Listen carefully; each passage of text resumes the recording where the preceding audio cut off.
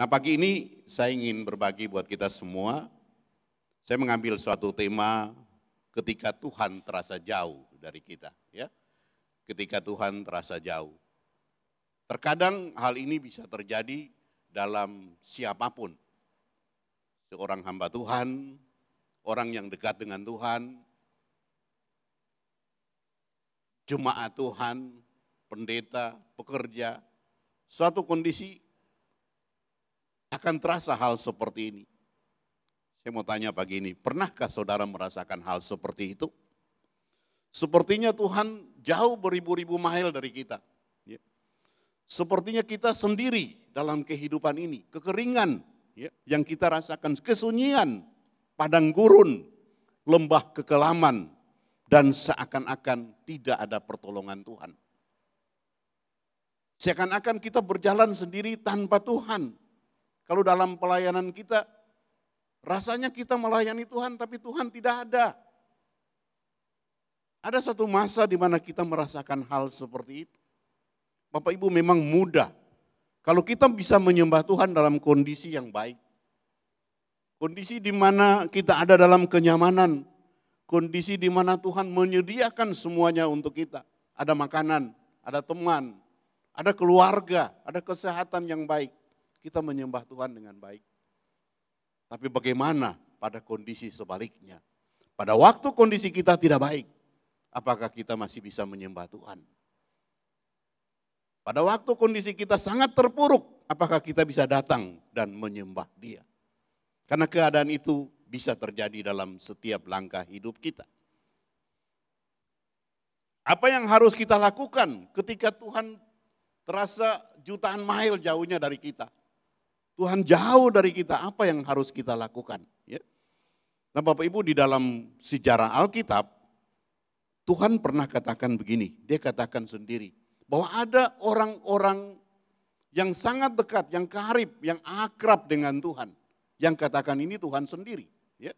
Nah kita lihat tokoh-tokoh Alkitab yang Tuhan menyatakan dirinya dekat dengan mereka. Ya. Yang pertama adalah kehidupan dari Ayub. Nah, kita lihat buka di Ayub pasal yang pertama ayatnya yang ke-8. Ayub yang pertama pasal 1 ayatnya yang ke-8. Lalu bertanyalah Tuhan kepada iblis, apakah engkau memperhatikan hambaku Ayub? Ini ceritanya waktu iblis keliling-keliling bumi, lalu dia kembali menghadap Tuhan. Lalu Tuhan tanya sama dia, ya, apakah engkau memperhatikan hambaku Ayub, sebab tidak seorang pun di bumi seperti dia yang demikian saleh, jujur, takut akan Tuhan dan menjauhi diri dari kejahatan. Tuhan sangat memuji Ayub, ya, karena Tuhan pasti tahu tentang dia. Dan yang bilang Ayub hamba Tuhan adalah Tuhan sendiri. Tuhan yang katakan untuk iblis seperti itu ya. Kalau kita lihat dari pernyataan Tuhan seperti begini, berarti Tuhan pasti bergaul karib dengan Ayub. Dan ternyata betul. Di Ayub pasal 29 ayat yang keempat, di situ dikatakan bahwa Ayub bergaul dengan karib dengan Allah sejak masa remajanya. Allah sering ada dalam kemah Ayub pada masa remajanya. Nah ini pantas bahwa Tuhan sangat memuji dia. Sejak remaja dia sudah bergaul karib dengan Tuhan. Ya. Tetapi saudara tahu dalam kehidupan Ayub, pada saat dia masuk dalam ujian iman, kita lihat ya. Pada saat dia masuk dalam ujian iman, Tuhan izinkan dia masuk dalam ujian seperti ini. Dan pada waktu itu seakan-akan Tuhan diam diri. Seakan-akan Tuhan tidak ada. Seakan-akan Tuhan jauh dari Ayub. Dan apa yang terjadi Bapak Ibu? Dalam satu hari dia kehilangan segalanya. Dia kehilangan keluarganya. Dia kehilangan bisnisnya. Dia kehilangan semua orang dekatnya dalam satu hari. Kesehatannya, apa yang dia miliki semuanya hilang dalam satu hari. Dan satu hal yang membuat Ayub kecewa, selama 30 pasal daripada Ayub, Tuhan tidak berbicara apa-apa. Tuhan seakan-akan jauh dari Ayub. Dia berdiam diri, dia tidak kasih komentar apa-apa. Ini hal yang sangat berat Bapak Ibu. Bagi saya ini sangat-sangat berat. pada waktu kita ada dalam keterpurukan dan Tuhan berdiam diri. Bagaimana kita bisa memuji Tuhan? Bagaimana saudara bisa datang memuji Tuhan ketika saudara tidak tahu apa yang sedang terjadi dalam kehidupan saudara? Dan Tuhan tetap tidak berbicara apa-apa, Tuhan tetap diam, tidak komentar apa-apa. Bagaimana saudara bisa tetap terhubung dengan Tuhan dalam suatu krisis tanpa komunikasi?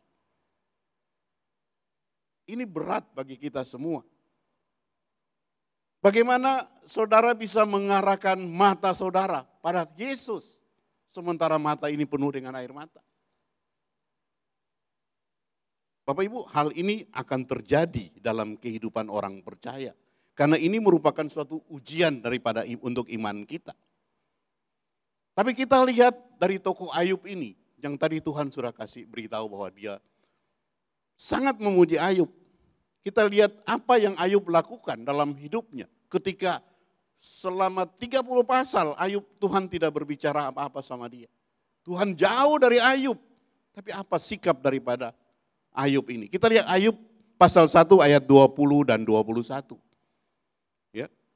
Ini tindakan yang dilakukan oleh Ayub waktu itu. Maka berdirilah Ayub, lalu ia menggoyahkan jubahnya dan mencukur kepalanya. Kemudian dia sujud untuk menyembah. Bapak Ibu, pada kondisi yang sangat terpuruk, semuanya habis. Dia masih datang menyembah Tuhan. Ayat 21, katanya begini, dengan telanjang aku keluar dari kandungan ibuku, dan dengan telanjang juga aku akan kembali ke dalamnya. Tuhan yang memberi, Tuhan yang mengambil, terpujilah nama Tuhan. Dan dalam semua tindakan Ayub, dia tidak menyalahkan Tuhan. Dan juga dia tidak berbuat dosa.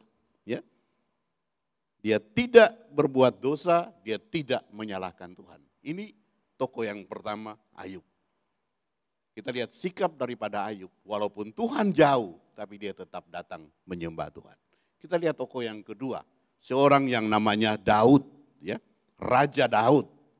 Ini juga Tuhan katakan untuk kita semua. Kita lihat Kisah Para Rasul 13 ayat 22. Kisah Para Rasul 13 ayat 22, dikatakan begini, setelah Saul disingkirkan, Allah mengangkat Daud menjadi raja mereka. Tentang Daud, Allah telah menyatakan, aku telah mendapatkan Daud bin Isai. Ini Tuhan yang bilang sendiri.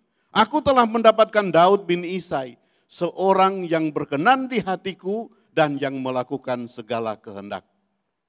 Berarti hidup Daud ini sangat menyenangkan hati Tuhan. Dia selalu mengikuti kehendak Tuhan. Hidupnya cuma melakukan kehendak Tuhan, dia menyenangkan hati Tuhan. Karena yang bilang ini adalah Tuhan sendiri. Daud berkenan di hati Tuhan, karena dia melakukan segala kehendaknya. Ya. Tapi apakah Tuhan tidak pernah berdiam diri terhadap Daud? Apakah Daud tidak pernah merasakan ditinggalkan Tuhan? Ini tokoh yang dekat dengan Tuhan. Orang-orang dekatnya Tuhan. Ternyata Daud sering mengeluh dan merasa ketidakhadiran Tuhan dalam hidupnya.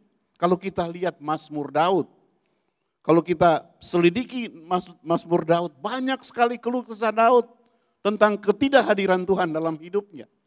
Padahal Tuhan bilang ini orang-orang yang dia akrab. Tapi dia merasa Tuhan jauh dari dia. Dia sering bilang begini, Tuhan, mengapa engkau berdiri jauh daripadaku?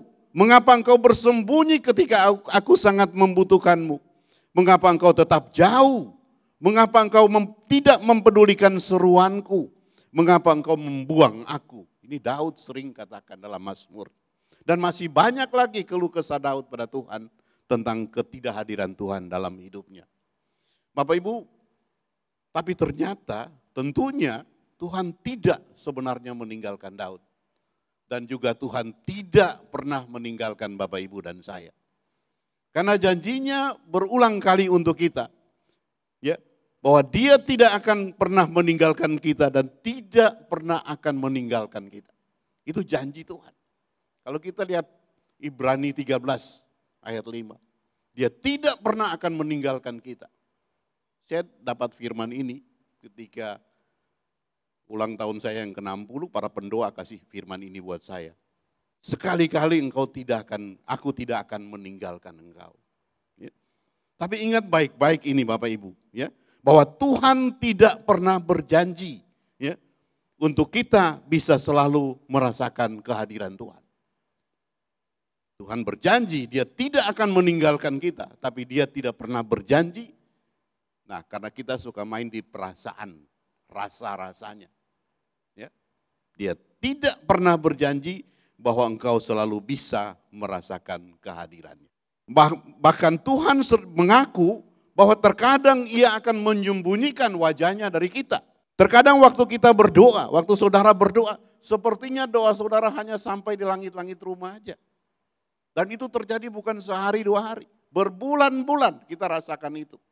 Kok sepertinya Tuhan tidak lagi menjawab doa saya. Kok doa saya sepertinya terpental di langit-langit rumah saja. Sehingga kita makin dalam pada keadaan yang putus asa. Kita bertanya pada Tuhan, Tuhan ada apa dengan saya Tuhan? Kenapa begini Tuhan? Bapak Ibu sebenarnya tidak ada yang salah tentang kita. Tidak ada yang salah tentang saudara. Ini hal yang normal. Pada waktu saudara masih anak-anak, Tuhan masih terus memberikan makanan. Terus memberikan apa yang kau minta. Pada waktu engkau sudah mulai dewasa secara rohani, Tuhan akan menyapi engkau. Tuhan mau supaya engkau lebih dewasa secara rohani. Dia izinkan hal ini terjadi untuk semua orang percaya. Kenapa? Kenapa Tuhan izinkan hal ini harus terjadi? Supaya pada kondisi di mana saudara merasa ditinggalkan, apakah saudara terus mengasihi dia? Apakah saudara bisa terus percaya dan taat kepadanya? Apakah saudara akan terus menyembah dia walaupun saudara merasa dia tidak ada? Karena kita tidak terus ada dalam kondisi anak-anak rohani. Tuhan mau supaya kita terus meningkatkan kapasitas kita. Kemarin dalam doa puasa, Tuhan izinkan kita diproses, ditempa sehingga jadi prajurit Tuhan yang hebat, ya, sebagai mata pedang yang tajam yang bisa menjangkau jauh ke depan. Semua kita anak-anak Tuhan akan diproses seperti itu. Itulah beberapa kali di tempat ini kita ajarkan. Kalau kita ada dalam proses Tuhan, jangan lari dari proses itu. Karena itu bukan kesalahan kita. Tuhan mau supaya kita tahu dengan iman kita. Pada saat kita merasa Tuhan tidak ada, apakah kita tetap mengasihi dia? Jadi tidak ada yang salah dalam kehidupan kita. Ya, menurut saya tingkat penyembahan yang paling dalam adalah orang yang bisa memuji Tuhan walaupun dalam keadaan sakit. Bersyukur kepada Tuhan dalam pencobaan. Percaya kepada dia ketika dicobai. Berserah kepada Tuhan dalam penderitaan dan mengasihi dia walaupun dia terasa jauh. Tetap mengasihi Tuhan walaupun Tuhan terasa jauh. Bapak Ibu, kesalahan yang sering dibuat oleh kita orang percaya dalam penyembahan di masa kini. Ya. Ini kalau saya melihat hal-hal ini yang sering terjadi dalam kehidupan orang percaya. Tidak semua ya, tapi kebanyakan orang percaya di masa kini. Kesalahan yang sering terjadi dalam penyembahan di masa kini adalah waktu penyembahan mereka mencari pengalaman dengan Tuhan. Merasakan Tuhan, bukan mencari Tuhan. Mereka lebih suka main di perasaan, emosi. Rasanya Tuhan ada, rasanya Tuhan tidak ada. Jadi main di perasaan. Ya. Lalu mulai disimpulkan, oh Tuhan ada, berarti itu saya sudah menyembah dia. Saudara, terkadang Tuhan bisa menyingkirkan perasaan kita. Supaya apa? Supaya kita tidak terpergantung pada perasaan itu. Terkadang Tuhan bisa menyingkirkan itu.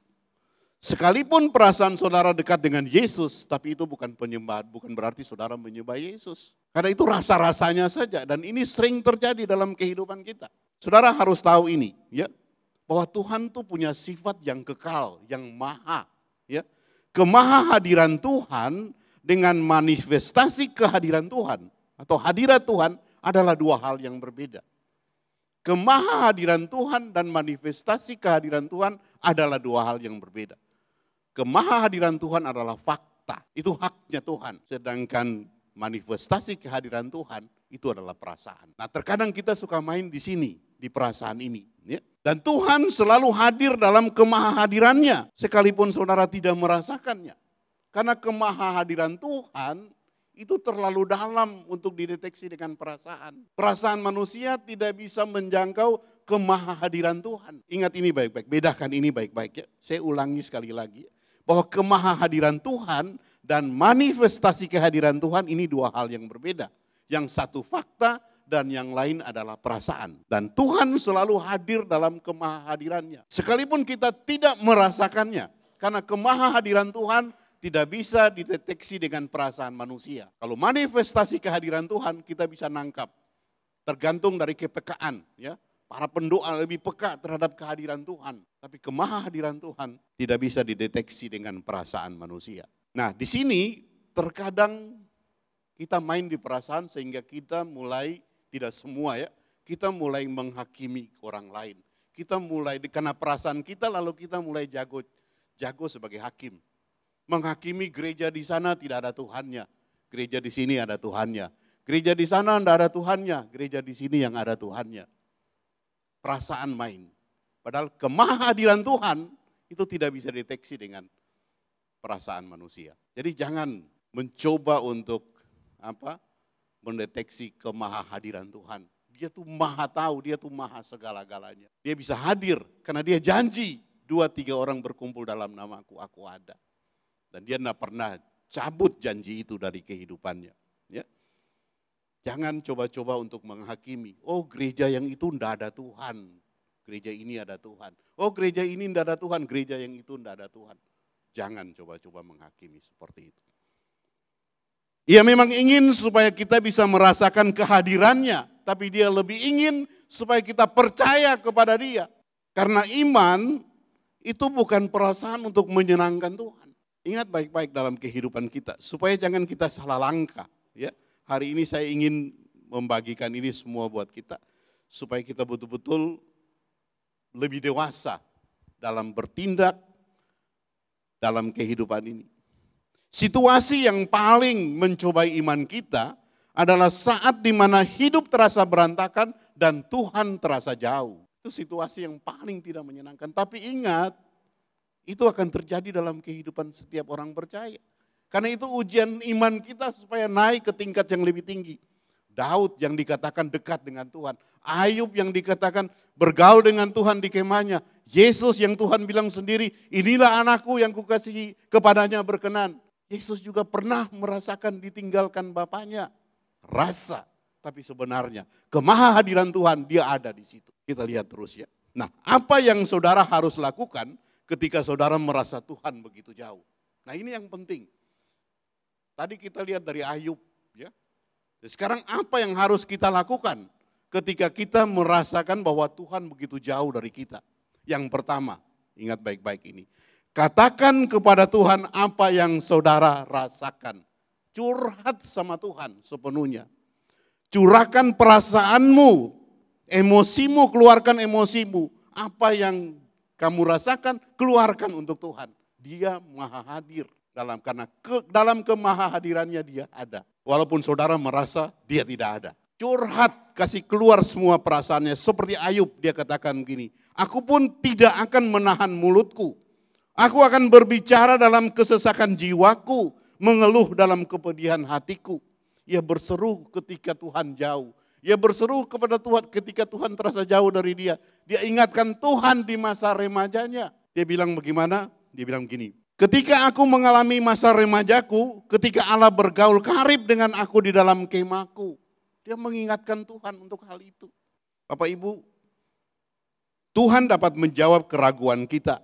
Kemarahan, ketakutan, kesedihan, kebingungan, dan pertanyaan-pertanyaan dari kita. Karena dia maha hadir. Jangan cuma main dengan perasaan, sekali lagi. Tahukah saudara bahwa mengakui keputusasaan kita kepada Tuhan adalah suatu pernyataan iman. Saya ulangi ya, mengakui keputusasaan kita, melaporkan keputusasaan kita, kekecewaan kita pada Tuhan, itu adalah suatu pernyataan iman. Kita lihat Daud melakukan hal itu. Ya. Percaya kepada Tuhan tapi merasa putus asa. Itulah perasaan yang Daud sampaikan kepada Tuhan. Dan itu merupakan suatu pernyataan iman dari Daud. Yang kedua, apa yang harus kita lakukan pada waktu kita terasa Kita rasa Tuhan terlalu jauh dari kita. Yang kedua, pusatkan perhatian saudara pada Tuhan yang benar dan tidak berubah. Jangan goncang ini dalam kehidupan kita, bahwa Tuhan kita itu tidak berubah. Apa yang dia janji, apa yang dia firmankan, dia akan komitmen dengan itu. Dia tidak berubah. Apapun situasi dan perasaan saudara, berpeganglah pada sifat Tuhan yang tidak berubah. Saudara harus mengingatkan kembali tentang kekekalan tentang Tuhan. Kekekalan dari Tuhan. Sifat kekal dari Tuhan. Bahwa ia baik, ia mengasihiku, ia menyertaiku. Ia mengetahui apa yang sedang terjadi tentang aku. Ia peduli dan ia punya rancangan, ia punya rencana yang baik untuk masa depanku. Saudara bisa bilang begini, all the time God is good. Dalam segala hal, dalam segala sesuatu, Tuhan itu baik. Itu yang saudara harus pegang. Saudara lagi terpuruk di bawah, tertekan di bawah. Seperti Ayub, enggak, aku tetap menyembah Tuhan. Itu adalah penyembahan yang paling dalam, yang menyenangkan hati Tuhan. Yang ketiga, percaya bahwa Tuhan menepati janjinya. Kita harus punya iman itu. Tuhan pasti menepati janjinya. Selama masa kekeringan rohani, saudara harus sabar dan bersandar pada janji Tuhan. Dan menyadari bahwa ia sedang membawa saudara pada tingkat, pada level yang lebih tinggi. Kita harus sabar dan harus bersandar pada pengertian itu. Bahwa dia akan sementara membawa kita pada level yang lebih tinggi. Naik kepada peringkat yang lebih tinggi. Saudara, persahabatan yang didasarkan pada emosi atau perasaan itu dangkal. Jadi jangan jangan bingung dengan masalah yang datang. Jangan terfokus pada masalahnya. Karena keadaan itu tidak bisa merubah karakter Tuhan. Anugerah Tuhan masih tetap ada pada saudara. Tuhan masih tetap berpihak pada saudara. Walaupun saudara tidak merasakan kehadirannya. Kita tidak merasakan kehadiran Tuhan. Tapi ingat, dia di pihak lain adalah maha hadir. Karena itu sifat kekekalan daripada Tuhan. Saudara rasa percaya kepada firman Tuhan yang membuat Ayub, dia tetap setia walaupun tidak masuk akal. Imannya tetap kuat di tengah penderitaannya. Dia bilang begini, sekalipun Tuhan mau membunuhku, tapi aku tetap mau percaya pada dia. Ini iman daripada Ayub. Sekalipun Tuhan hajar aku, tapi aku tetap percaya pada dia. Saudara, pada saat saudara merasakan ditinggalkan Tuhan, teruslah percaya kepadanya. Walaupun perasaan saudara sementara kacau, menyembah dia dengan cara yang lebih dalam. Pada waktu kita sakit, pada waktu kita masuk dalam persoalan dan kita datang nyembah Tuhan. Itu penyembahan yang sangat menyenangkan hatinya. Kita tidak tinggalkan Allah kita. Apa yang dilakukan Ayub, ini yang kita pegang jadi contoh dalam hidup kita. Yang keempat, yang terakhir, ingatlah akan kebaikan Tuhan. Bapak Ibu, sekiranya dalam ingatanmu tidak pernah Tuhan tidak melakukan sesuatu apapun, tapi itu dia layak untuk dipuji dan disembah. Karena apa? Waktu Yesus mati di atas kayu salib. Dia layak untuk dipuji dan disembah. Dia layak untuk terus kita naikkan ucapan syukur pada dia. Karena apa yang sudah dia lakukan di atas kayu salib, anaknya yang tunggal, dia mati untuk saudara dan saya. Ini adalah alasan yang paling penting, yang paling tepat kenapa kita harus memuji dan menyembah Tuhan seumur hidup kita. Karena proses di atas kayu salib itu. Terkadang kita melupakan rincian penderitaan dan pengorbanan Tuhan. Bapak Ibu tahu sebelum dia disalib, dia ditelanjangi, dia dipukul sampai mukanya tidak dikenal orang. Yesaya bilang bagaikan gumpalan daging yang berdarah. Mukanya hancur. Dia dicambuk, dia dicemooh, dikutuk, diludahi, dilecehkan, dimahkotai duri oleh orang-orang yang tidak berperasaan. Diperlakukan lebih rendah dari binatang waktu itu. Bapak Ibu kalau lihat penderitaan Yesus saat itu, itulah seumur hidup. Jangan tanya lagi kenapa kita nyembah dia. Kenapa kita terus menaikkan ucapan syukur untuk dia. Sebelum salib saja dia sudah begitu sengsara. Dalam kondisi setengah pingsan, dipaksa untuk pikul salib. Dan akhirnya dia dipaku di atas kayu salib. Dan dibiarkan mati dalam penderitaan, dalam kesengsaraan. Mati secara tersiksa. Kemudian ketika Yesus mengambil alih semua dosa, kesalahan manusia, ditimpakan pada dirinya sendiri, bapaknya memalingkan wajahnya daripada dia. Dia merasa bapaknya meninggalkan dia. Allah memalingkan wajahnya dari pandangan yang buruk itu. Dan Yesus berseru dengan suara nyaring dalam keputusasaannya. Dia bilang apa? Allahku, Allahku, mengapa engkau meninggalkan aku? Sebagai manusia, dia merasakan seperti itu. Tapi apakah waktu itu Allah tidak ada? Dan mengapa kalau Allah ada, Allah membiarkan hal itu? Sebenarnya Yesus bisa diselamatkan. Dia bisa menyelamatkan dirinya sendiri. Karena itu bukan salahnya dia. Tapi waktu itu kalau dia menyelamatkan dirinya, kita semua tidak selamat. Mengapa Allah mengizinkan dan sabar dalam pemandangan yang mengerikan seperti itu? Mengapa? Agar saudara dan saya bisa dilepaskan dari kekekalan neraka. Itulah, tidak ada pertanyaan lagi kenapa kita harus memuji Tuhan. Tidak ada pertanyaan lagi kenapa kita harus nyembah Dia. Dia sudah mengambil semuanya. Apa yang kita punya. Dia melepaskan kita dari kekekalan neraka dan untuk mendapatkan kemuliaannya untuk selama-lamanya. Alkitab bilang begini, dia yang tidak mengenal dosa dibuat menjadi dosa supaya kita bisa dibenarkan di dalam Allah, oleh Allah, dibenarkan oleh Allah. Yesus menyerahkan segalanya supaya saudara dan saya bisa menerima segalanya. Ia mati agar saudara dan saya bisa hidup untuk selamanya. Itulah yang melayakkan dia untuk mendapat pujian, penghormatan untuk selama-lamanya. Ucapan syukur kepada dia. Jadi setelah pulang dari ibadah hari ini, jangan lagi ada pertanyaan dalam hidup kita. Kenapa sih saya harus menyembah Tuhan? Kenapa sih saya harus menyembah Yesus? Kenapa sih saya harus mengucap syukur bagi dia? Ingat peristiwa di atas kayu salib. Mari WL dan singers bisa kembali, para pemusik bisa naik kembali. Saudara, sebagai manusia, Yesus sendiri pernah merasakan Bapaknya meninggalkan dia. Ya. Dia merasa Allah jauh dari dia. Ini fakta. Ya. Dia merasakan bahwa Allah jauh. Ini rasa. Tapi faktanya Allah Maha Hadir. Ya. Perasaannya Yesus bahwa Bapaknya jauh dari dia. Tapi faktanya Allah ada. Cuma bagaimana Allah memalingkan diri dari pandangan itu supaya kita bisa diselamatkan. Sebab apa? Sebab dia berjanji dalam Ibrani 13 ayat 5b. Aku sekali-kali tidak akan membiarkan engkau. Dan aku sekali-kali tidak akan meninggalkan engkau. Dan Matius 18 ayat 20 dia berjanji begini. Sebab di mana 2-3 orang berkumpul dalam namaku, di situ aku ada di tengah-tengah mereka. Bapak Ibu, ini yang Tuhan mau untuk kita hari ini. Kita paham betul supaya jangan kita menghakimi orang. Supaya pada waktu Allah jauh dari kita, apa yang harus kita lakukan? Apa yang Tuhan berikan? Contoh daripada Ayub, contoh daripada Daud, contoh daripada Yesus. Jangan kita main di perasaan, karena kemahahadiran Tuhan itu adalah sifat kekekalan daripada Bapa di surga. Tuhan Yesus memberkati kita semua hari ini. Mari kita bangkit berdiri sama-sama.